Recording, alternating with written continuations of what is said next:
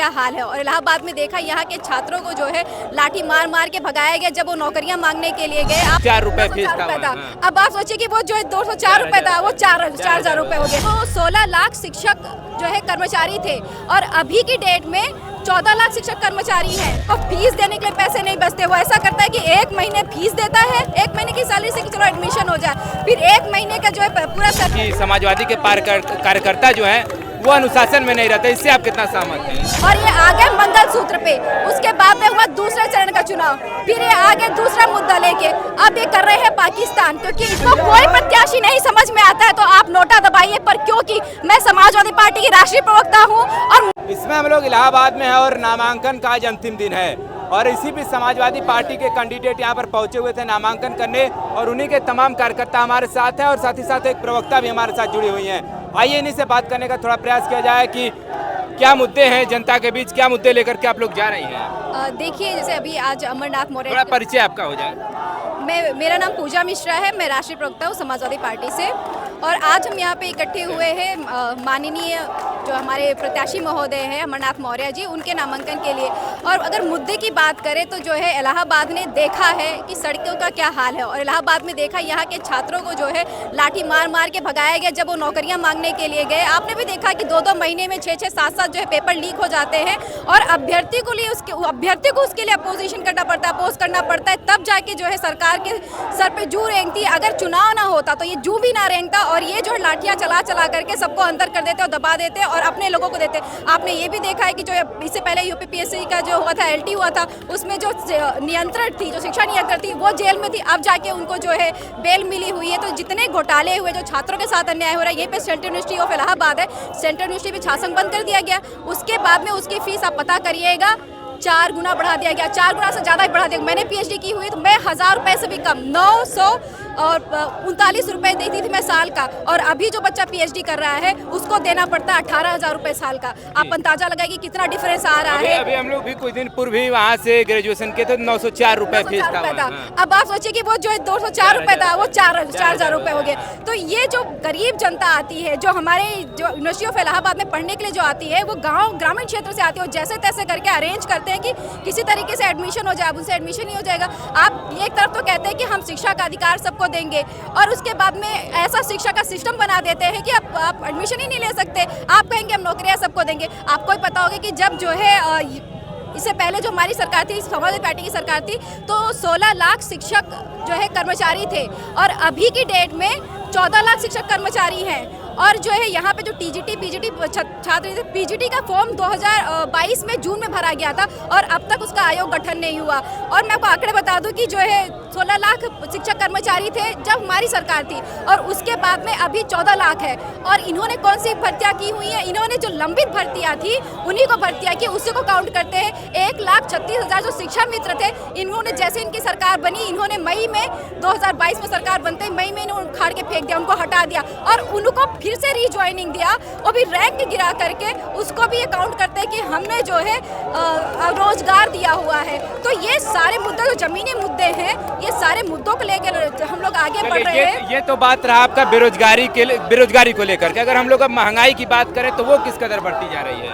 अब महंगाई का तो यही आलम है कि आप बच्चे का एक बच्चे की जो है, छोटे बच्चे की नोटबुक लेने के लिए चले जाइए, बुक लेने के लिए चले जाइए, तो आपकी एक नॉर्मल जो मिडिल क्लास का होता है ना, जो लोअर मिडिल क्लास का होता है, मैं गरीब भी नहीं चाह रही हूँ, उसकी पूरे महीने की सैलरी चली जाएगी। उसको फीस देने के लिए पैसे नहीं बचते। वो ऐसा करता है कि एक महीने फीस देता है, एक महीने की सैलरी से कि चलो एडमिशन हो जाए, फिर एक महीने का जो है पूरा सैलरी उठाता है, बच्चे की कॉपी लेता है। उससे पूछे तो बच्चों की कॉपी बुक्स लेके आ रहा होता है तो उसके कितने चलता। मैं कह रही हूँ एजुकेशन सबसे बड़ा मुद्दा होता है और इन्होंने उसी को बर्बाद कर दिया। और किसान कानून की क्या ही बात करें, किसान कानून की अगर बात करिए तो आप देखिए कि किसानों के लिए रोक दिया और कानून वापस लेना पड़ा। अगर चुनाव ना होता तो लिख के ले लीजिए, ये जो है कानून भी वापस नहीं लेते। और देश ने इतना गंदा दौर देखा, मणिपुर जैसी घटना, और प्रधानमंत्री नरेंद्र मोदी जी वहाँ पे प्रचार करने नहीं गए। क्यों नहीं करने गए? अमित शाह को भेज के छुटकारा ले लिया। पहले चरण का चुनाव था, वो वहाँ पे मुंह दिखाने के लायक नहीं है। अब बात कर लेते हैं फूलपुर की। आप चले जाएंगे, चाहे बाबूगंज चले जाएंगे, यहाँ के लोकल क्षेत्र में चले जाएंगे,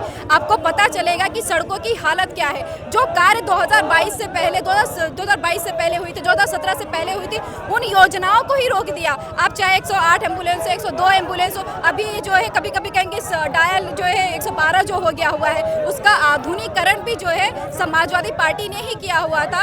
और जो है अगर कार्य की बात कर रहे हो तो जितना समाजवादी पार्टी ने कार्य किया हुआ है उतना जो है कार्य हुए नहीं है यहाँ पे। और इसीलिए जो है आप देखिएगा जैसे कि भाजपा का चलिए देख पा रहे हैं कि उनकी प्रवक्ता हमारे साथ जुड़े हैं। बेरोजगारी और महंगाई को लेकर के हमारी बातें चल रही हैं। और अगर हम लोग थोड़ा सा बात करें, बहुत सारे लोग आरोप लगाते हैं कि समाजवादी के कार्यकर्ता जो हैं वो अनुशासन में नहीं रहते। इससे आप कितना सहमत हैं?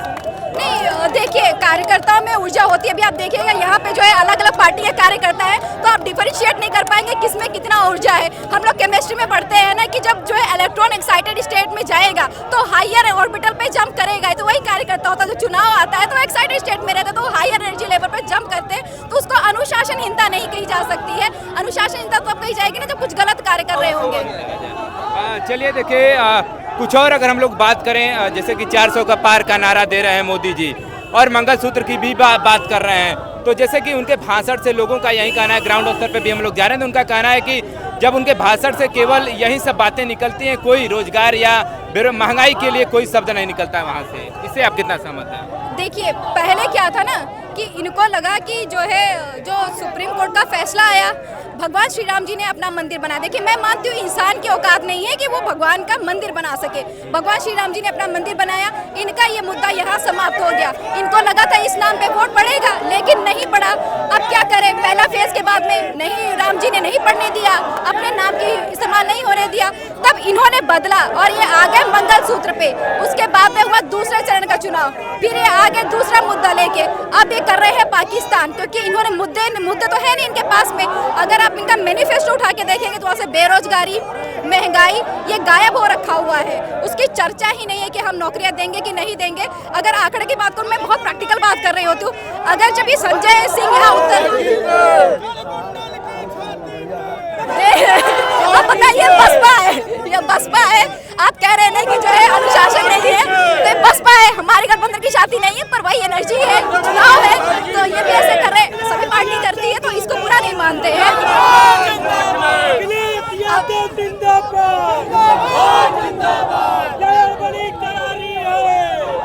चलिए जाते जाते और भी क्या अपील करना चाहेंगी? तमाम वोटर आपको देख रहे हैं, उनसे क्या अपील करना चाहेंगी? मेरी वोटरों से यही अपील है कि जो लोकतंत्र का महोत्सव है आप सभी जो है वोट करने जाइए। आप अपने मुद्दों पे वोट करने जाइए। कौन क्या कहता है उसको मत सुनिए। कोई कुछ भी कह रहा हो, कोई मंगलसूत्र कह रहा हो, कोई आपकी प्रॉपर्टी छीन लेगा, कोई नहीं छीनेगा, कुछ भी करेगा। आप सब वोट करने जाइए। लोकतंत्र ने आपको अधिकार दिया। आपको कोई प्रत्याशी नहीं समझ में आता है तो आप नोटा दबाइए। पर क्योंकि मैं समाजवादी पार्टी की राष्ट्रीय प्रवक्ता हूँ और मुझे पूरा भरोसा है कि समाजवादी पार्टी इंडिया गठबंधन आपके लिए कार्य करेगा, तो आप जाइए, वोट करिए और हमारे पक्ष में वोट करिएगा। बहुत धन्यवाद। और जाते जाते एक और सवाल रह गया है कि आप यहाँ पर शहर में आप टहल रही होंगी, घूम रही होंगी, तो नरेंद्र मोदी का आपने पोस्टर देखा होगा कि डबल राशन की सरकार, तो ये आचार संहिता का उल्लंघन नहीं माना जाएगा इसको? अब इस पे जो है बहुत सारी टेक्निकल चीज़ें हो जाती हैं। मैंने पहले बोला कि मैं बहुत प्रैक्टिकल बात करती हूँ कि अगर जैसे सरकारी संस्थानों से नरेंद्र मोदी जी की फोटो हटा दी गई, पर ये जो होर्डिंग्स लगाई जाती है ना बड़ी बड़ी, अब ये योजनाएं बता के अपना प्रचार करें, कुछ भी प्रचार करें, ये इलेक्शन कमीशन को डाटा देते हैं, ये उनके खर्चे पे जुड़ता है। अगर चाहे कोई भी तो अपना जो है होर्डिंग लगा सकता है, अपने कार्यों को बता सकता है, या जिस भी तरीके से एक ऐसा ना रहे कि जिससे किसी समाज को हानि पहुंचे या किसी तरीके का दंगा भड़के। जैसे उन्होंने मंगलसूत्र का बोला था जिसपे इसी ने उनको जो है सम्मन भी भेजा हुआ है कि इसका जवाब दीजिए, तो इस तरीके की कोई चीज नहीं रहे तो ये किया जा सकता है। हाँ, इलेक्ट्रल बॉन्ड से पैसे उनके पास में है तो सारी होर्डिंगें वही खरीद सकते हैं ना, विपक्ष नहीं खरीद सकता है ना, वो तब वही दिखेंगी। आपको लग रहा है ये दिख रहा है, ये दिख रहा है, पैसे हैं वो इलेक्ट्रल कमीशन को दिखाएंगे, होर्डिंगें खरीदेंगे, वो लगाएंगे। भाई सर सत्ता में रहे हैं जी, जितना जी। चलिए बहुत बहुत धन्यवाद है कि समाजवादी की राष्ट्रीय प्रवक्ता हमारे साथ जुड़े हुए थे और इन्होंने तमाम मुद्दों को बताने का प्रयास क्या किया। आखिरकार ये सब तमाम मुद्दे रहेंगे जिसको लेकर के अखिलेश यादव चुनाव मैदान में और साथ ही साथ यहाँ के जो प्रत्याशी वो भी चुनाव मैदान में रहेंगे। चले ऐसे तमाम इन्फॉर्मेटिव वीडियो लोकसभा चुनाव से हम ग्राउंड स्तर से भी करते रहेंगे। जुड़े रहे हमारे साथ। खबर देखने के लिए बहुत बहुत धन्यवाद।